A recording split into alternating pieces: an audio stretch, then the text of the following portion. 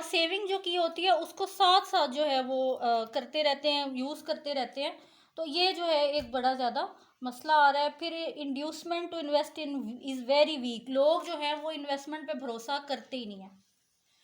They depend mostly on the consumption, जो उनकी consumption है। There is a lack of daring honest. अब लोग जो है वो इन्वेस्टमेंट पे क्यों भरोसा नहीं करते, क्योंकि उनको होता है कि हम जहाँ भी पैसे इन्वेस्ट करेंगे वहाँ पे जो है फ्रॉड।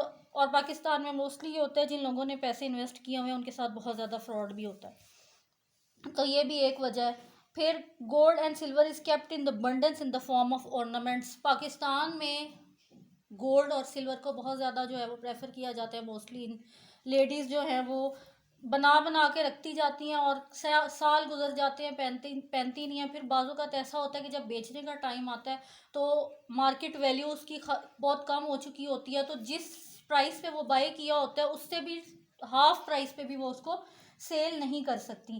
फिर there is shortage of organised and stable financial institutions. आपके पास पाकिस्तान में कोई स्टेबल इंस्टीट्यूशन नहीं है जो हमें बताए कि नहीं जी आप सेव करें और अपने मनी को जो है वो फर्दर इन्वेस्ट करें। Then due to imperfect competition the factors of production, जो जितने भी हमारे फैक्टर्स ऑफ प्रोडक्शन हैं जैसे लैंड, लेबर, कैपिटल, ऑर्गेनाइजेशन, वो जो है वो मूवेबल नहीं है, एक जगह से दूसरी जगह नहीं है। मॉडर्न मशीन का यूज़ नहीं हो रहा जिसकी वजह से कैपिटल फॉर्मेशन में बहुत ज़्यादा प्रॉब्लम आ रही है। ऑल्दो हमारी जो पाकिस्तान की इकॉनमी है वो एग्रीकल्चर पे डिपेंड ज़रूर करती है, लेकिन एग्रीकल्चर के जो मेथड्स हैं they are still primitive, they are still old.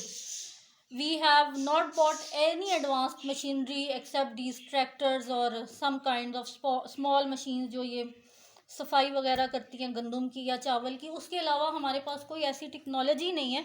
जबकि अगर हम चाइना की तरफ देखें या अगर हम अमेरिका की तरफ देखें या अगर दूसरी कंट्रीज़ मोस्टली जो हैं उनमें एग्रीकल्चर को, हालांकि उनका ये काम ही नहीं है, they are developed in the technological sector, लेकिन फिर भी उसके साथ साथ भी वो एग्रीकल्चर पे भी वो आर्टिफिशियल क्रॉप्स ग्रो कर कर के, और you can not even imagine के what they are doing in the agricultural field. तो ये कुछ चीज़ें हैं जो हमारी बहुत ज़्यादा ज़रूरी हैं हमारे कैपिटल फॉर्मेशन इन पाकिस्तान। पाकिस्तान में एग्रीकल्चर को जो है वो बिल्कुल ख़त्म कर दिया गया है, कोई तवज्जो नहीं दी जा रही, तो that is very important. Now measures to accelerate capital. अब हम कौन से ऐसे मेयर्स ले सकते हैं? पहले तो कैपिटल फॉर्मेशन की जो प्रॉब्लम आ रही है पाकिस्तान में उसको डिस्कस किया। अब मेयर्स कौन कौन से हो सकते हैं ताकि कैपिटल फॉर्मेशन जो है वो एक्सेलरेट की जा सके। एक्सेलरेट कैपिटल फॉर्मेशन, और ये मोस्टली जो है ये डेवलपिंग कंट्रीज़ की बात हो रही है। So the number first point is, अगर आप कैपिटल को फॉर्म करना चाहते हैं, उसको प्रमोट करना चाहते हैं, तो सबसे बढ़ के सेविंग्स, आपकी वॉलंटरी सेविंग्स होनी चाहिए। भाई आप अपनी खुशी से जो है वो वॉलंटरी सेविंग्स करें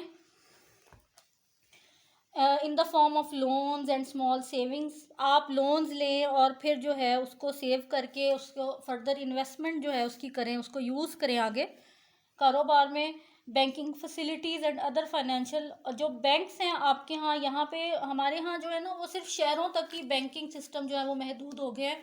गांव के लोगों को पता ही नहीं है कि what are savings and what are investment. तो बैंकिंग सेक्टर जो है उसको, banking sector must work in rural areas.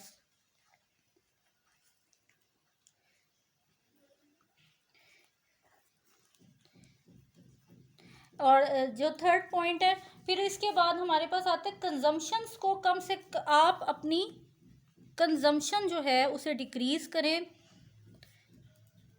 And please increase the savings. Savings को इंक्रीज करें specially in the domestic level. Domestic level पे जब सेविंग्स होंगी, पैसे पड़े होंगे, तो कोई ना कोई जो है वो काम जो है आगे शुरू किया जा सकता है।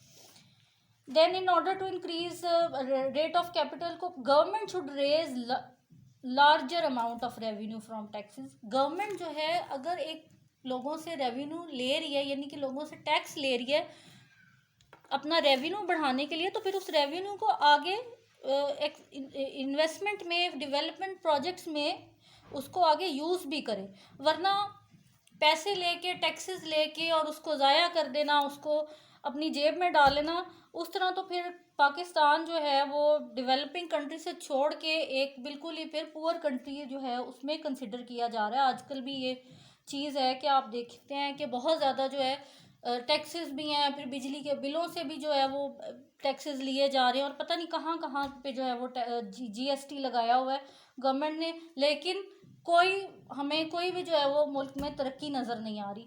फिर रेट ऑफ कैपिटल फॉर्मेशन जो है टेकन बाय फॉरेन एड जब आप लेते हैं तो आप उसको वेरियस प्रोजेक्ट्स में यूज़ करें, don't put it in your pocket, use in different projects. फिर एड जो आ जाती है उसको तो बिल्कुल ही कंसिडर ही नहीं किया जाता। हालांकि एड किसी भी कंट्री में अगर कोई क्लैमिटी होती है उसको एड प्रोवाइड की जाती है, या due to poor conditions country की, उसको देख के आपको फॉरेन एजेंसीज जो हैं वो एड प्रोवाइड करती हैं।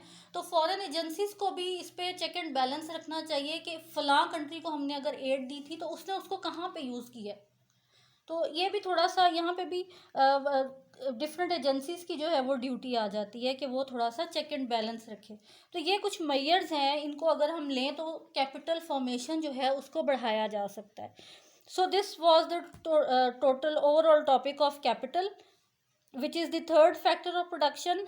अब इंशाल्लाह नेक्स्ट जो टॉपिक होगा वो है इंटरप्रेन्योरशिप, जिसने इन तीनों फैक्टर ऑफ प्रोडक्शन को साथ लेके चलना है।